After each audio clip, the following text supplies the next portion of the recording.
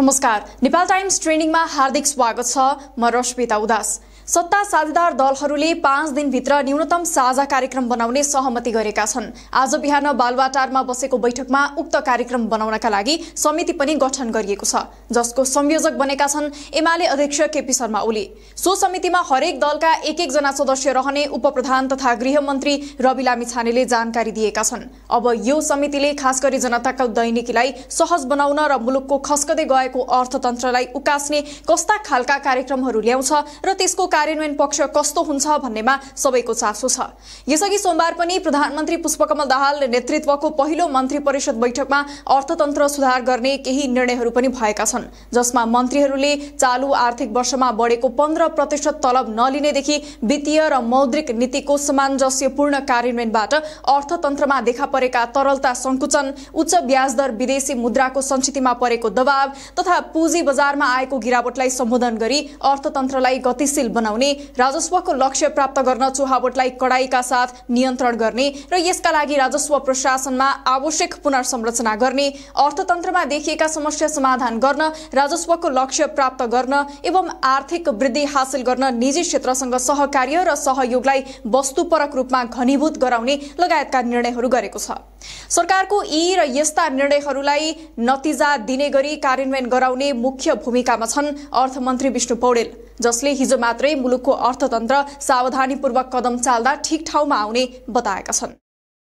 बुधबार अर्थ मन्त्रालयमा आयोजित एक कार्यक्रममा अर्थमन्त्री पौडेलले अहिले सबैको साझा सरोकारको विषय आर्थिक क्षेत्रमा देखिएका समस्याको समाधान खोज्ने र सबल अर्थतन्त्रमा निर्माण गर्न सकिने बताएका छन्। यस्तै मुलुकको अर्थतन्त्र काबुभन्दा बाहिर नभए पनि समस्या भने रहेको उनले बताएका छन्। पौडेल तेस्रो पटक अर्थमन्त्री बन्दै गर्दा उनलाई विगतको तुलनामा निकै चुनौती बढेको छ। पुँजीगत खर्च र राजस्वको अवस्था नाजुक रहेको, अर्थतन्त्रका महत्त्वपूर्ण सूचकहरू दबावमै रहेको, सरकारको आय र व्यय बीचको सन्तुलन बिग्रिएको, वित्तीय प्रणालीमा लगानी योग्य रकम अभाव भएको, मूल्यवृद्धि आकाशिएको र सरकारप्रति निजी क्षेत्रको विश्वास टुटेका बेला उनी पुनः अर्थतन्त्रको बागडोर सम्हाल्न आइपुगेका छन्। त्यसमाथि पूर्व अर्थमन्त्री जनार्दन शर्माले छाडेको संकटोन्मुख अर्थतन्त्र सुधार गर्ने मुख्य चुनौती उनी सामु छ। यद्यपि जाँदा जाँदै शर्माले अर्थतन्त्र बिगारेको सबै दोष पूर्व प्रधानमन्त्री शेरबहादुर देउवाको काँधमा हालेर गएका छन्।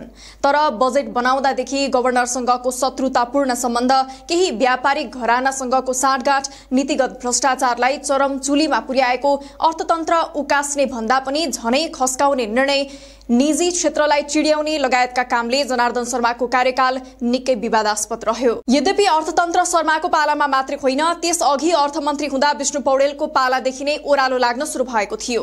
2078 असार 29 गते अर्थमन्त्री हुँदा जनार्दन शर्माका अगाडि कोभिड महामारीले थिलो पारेको अर्थतन्त्रलाई पुनरुत्थानतर्फ लैजाने चुनौती थियो। तत्कालीन प्रधानमन्त्री केपी शर्मा ओलीले संसद विघटन गरेपछि अर्थमन्त्रीका रूपमा विष्णु पौडेलले अध्यादेश मार्फत ल्याएको बजेटले मुलुकको व्यय भार बढाएको थियो। सामाजिक सुरक्षादेखि तलब वृद्धिसम्मले मुलुकको खर्च बढाएको थियो।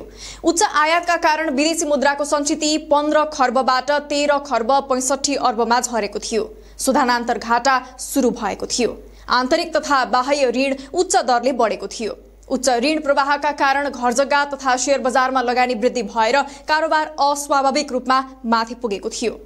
त्यस्तै बीच कांग्रेस सभापति शेरबहादुर देउवाको नेतृत्वमा सरकार बनेपछि जनार्दन शर्मालाई अर्थ मन्त्रालयको नेतृत्व गर्ने अवसर जुरेको थियो।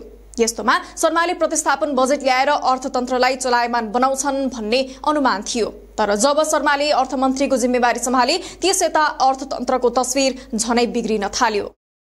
जनार्दन शर्माले बनाउनेतिर होइन, भत्काउने नीति लिँदा पुरानो समस्या समेत खप्टिँदै गयो। शर्मा दोस्रो बजेट लेखनमा झनै विवादमा तानिए र राजीनामा दिन बाध्य भए। तर संसदीय छानबिन समितिबाट सफाई पाएर पुनः अर्थमन्त्रीकै जिम्मेवारी दिइयो। त्यसपछि त झनै अर्थतन्त्र नाजुक बन्न पुग्यो। विदेशी मुद्राको सञ्चिती 11 खर्ब 46 अर्ब 88 करोड रुपैयाँसम्म झर्यो। विदेशी मुद्राको सञ्चिती हुभात्तै घट्न थालेपछि राष्ट्र ब्याङ्कले करिब 300 वस्तुको आयात गर्दा खोलिने प्रतीत पत्र एलसीमा मार्जिनको व्यवस्था गर्नु पर्यो।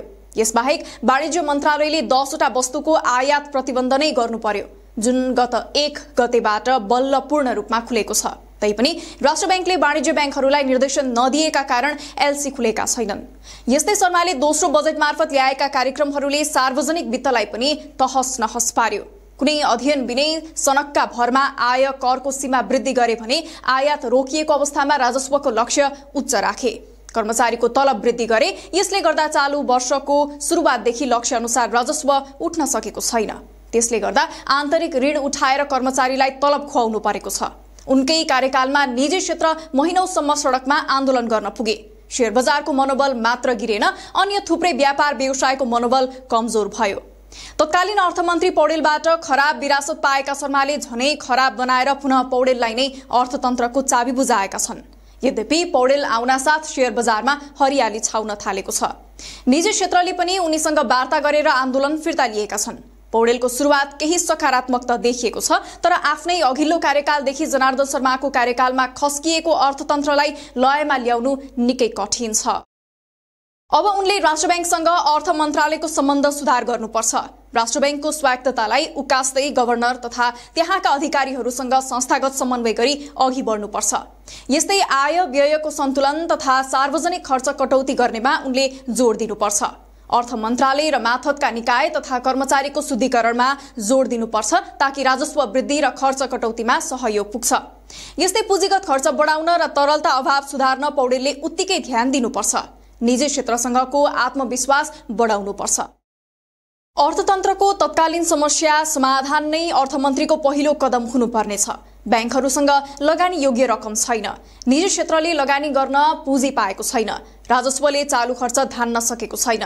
यसकारण तात्कालिक समस्या समाधानका लागि प्राथमिकताका साथ परिणाममुखी योजना नयाँ अर्थमन्त्रीले तय गर्नुपर्छ। अर्थतन्त्रलाई ट्र्याकमा ल्याएर अघि बढाउन जे जस्ता नीतिगत तथा संरचनागत अवरोध छन् तिनलाई सुधार गरेर ठोस रूपमा समाधानको पहल अर्थमन्त्रीले गर्नुपर्ने अर्थशास्त्रीहरू बताउँछन्।